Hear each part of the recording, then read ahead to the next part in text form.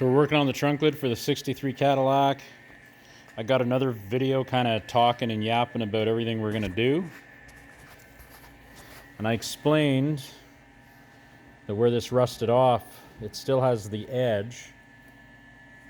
And our piece has to come up to the edge, but not quite. We want to be somewhere in here. And then we're going to have a 90 where we're going to fold that over. So we're going to make that all up in a bender. But basically what I went ahead and did off camera, I took a grinder and I basically just went across, just enough. We want to maintain that edge. So you can see here, my camera's trying to focus on the back or pass, but anyway, you can see what we did. So we cut right through and you can see where the original edge, see the grinder didn't touch that, it's all rusty up top. See what I mean by there's always a little bit of a gap?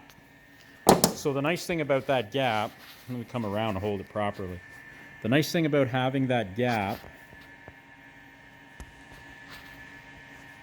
so that's your outer piece and that's also your outer piece. And we just cut through the outer piece. And then the inner piece that slides in underneath, you can see the gap. So that's how precise you gotta be, so not very. Again, we gotta be precise on this when we get to that level. So all I'm doing here is getting it ready. Now he said this one was bowed out where the other one was straight.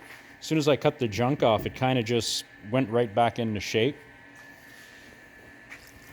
But you can get a better look now at how it all rusted where everything was crammed together, because that's where all the water sat. So even where it's not all rusted, now that we got the junk out of the way, there's a little bit of pitting, a lot of pitting down here, a hole through.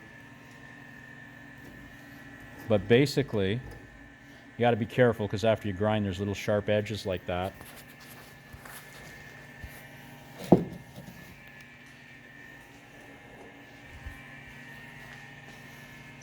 But you can see here what we did. So we'll pull that away, and you can see this layer of stuff in underneath. Now every so often, we'll pull this away. So this is part of our outer panel. And here, when I pull on it, it pulls this piece, which is the rest of our inner panel. So the reason this stopped here, there's a spot weld there. So every so often, about every 6 or 8 inches, they put a tiny little electric weld, like a spot weld in.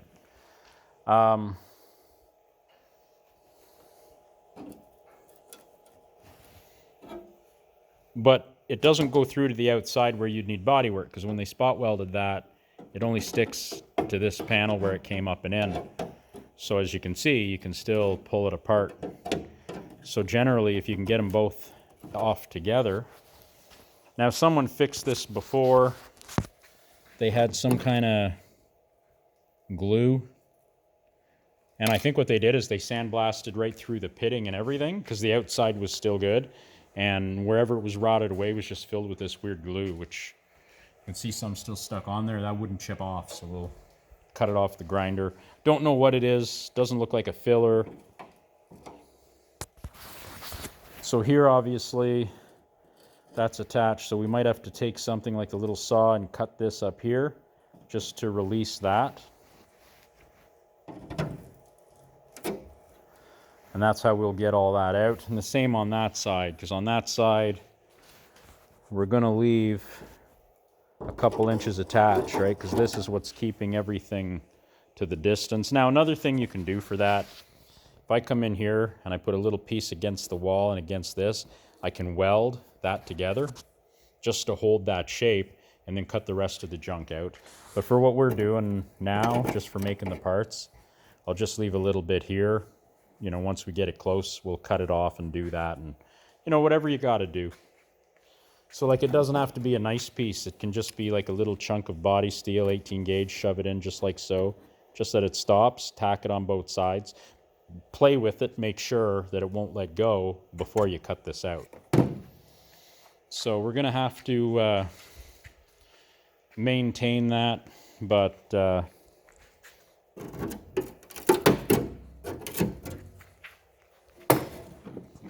It's not rocket science.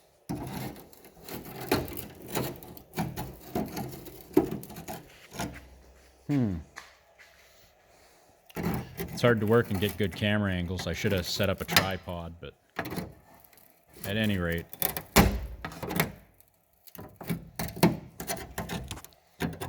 See, on the far side, this didn't go all the way in, where on this side it does. And it's enough that it's kind of holding it in. And it could even be that one of those little electric welds sort of kind of made it through. But I'm just working it easy enough. Yeah, it's separating now. You can see how that's all separating. But I mean, I still got to cut it over here, so it's probably just held from over there. But once we have that open, we can then decide how much we want to cut off and how far we're going to go.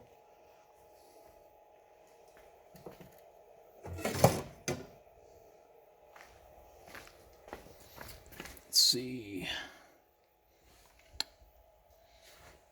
Random bits of sheet metal and whatnot.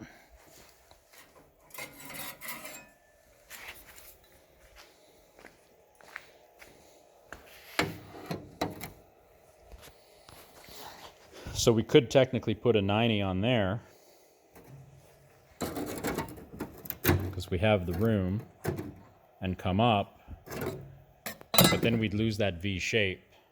So it would just come up and go flat across. Now that's not the end of the world, but it would be nice to kind of try to keep that V. I think it makes it kind of solid. Gosh, there's so many bends there, it's not going to want to move anyway. But yeah, see, if I hold it flat, you can kind of see where it was, so that wasn't perfectly flat. But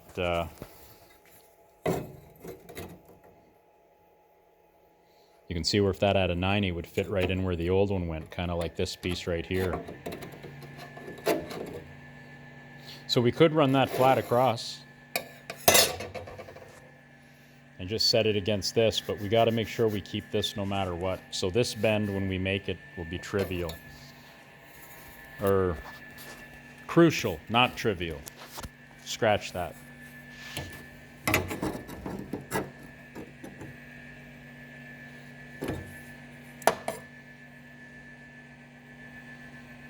The upside is what it means. This bend was wide here and small down there. And that's not going to be very crucial. So I think what we're going to do, we'll cut our piece too big. We'll put our 90 on it to get our lip here. And once we do that, we'll set it on top, mark where it goes. Because when we lift it up, it's going to be too tall, but that's okay. And the way I like to do that, to figure out a piece, I'll take something like this and I'll cut about 3/8 of an inch, half an inch off of it, off of a piece of sheet metal. And you can even go to, like, if you have some 20 gauge or something light kicking around. And when you have a real narrow strip, you can bend the narrow strip into the shape you want and use that as your template for all your bends on your long strip. Now, we're not going crazy with a bender. That's not something I have a high-end thing for. I'm running one of these Princess Auto. In the States, you guys have Harbor Freight. It's the same stuff. Sometimes they're red, sometimes they're blue. In Canada, they used to be red. Now they're all blue, where Harbor Freight looks to be red still, unless they've changed it again. But, yeah, so these aren't amazing. But I can get by with this doing everything. It'll do just a touch over 36 inches. So again, even on a long trunk like this, I can only make a part go from here to the middle and so on. Now, I've done rocker panels on this for ridge lines and different vehicles, because so far nothing has been over 6 feet. So you got to make them twice and weld them together. If they're not perfect and your rocker's a touch narrower at one end, use that one to slip a little bit into the front one, weld them together, and then install them on your vehicle. But anyways, my point is, you don't have to have amazing tools to do really good work. English wheel, again, you see it over there. Princess Auto, Harbor Freight, all the same stuff. If you're doing aluminum work, you probably want a real clean one that's really precise. If you're working on this stuff, you only have to get it to where the filler's going to deal with it anyway, or your primer, your high builds, whatever. So you don't need to go too crazy. So if you're working at home doing stuff, you can achieve pretty good, not the best, but pretty good results with those kinds of tools.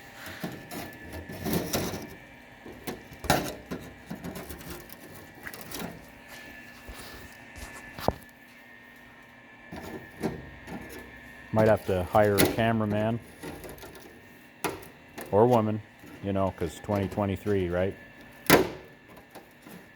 If my girlfriend was here, she could do this.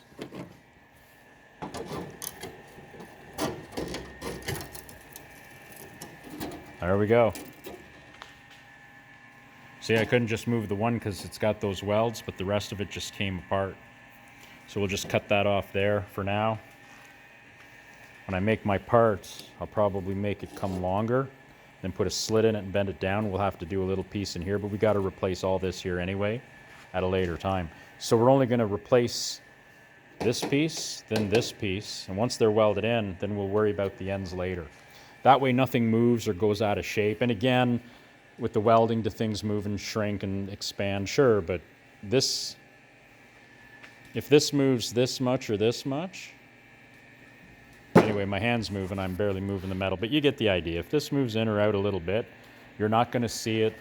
Below the bumper, there's like a trim piece that doesn't match the car, and then a bumper and all this other stuff. So we'll be so close, we'll be good. And I mean, when they were punching these out at the factory in '63, I'm sure they were all within 1/8 of an inch or something back and forth.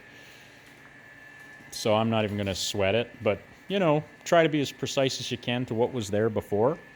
Now, another thing that we can touch on, if you have a part that come off a car and you're getting into something like this and fixing it all up, how could I put that? Another thing you can do is, let's say it didn't fit well before and you know that it's sat out, but now that you're making your templates, you can bring it in a little bit, as long as, you know, you got to be kind of precise. Anyway, that's it for now. We'll do another one later. Cheers.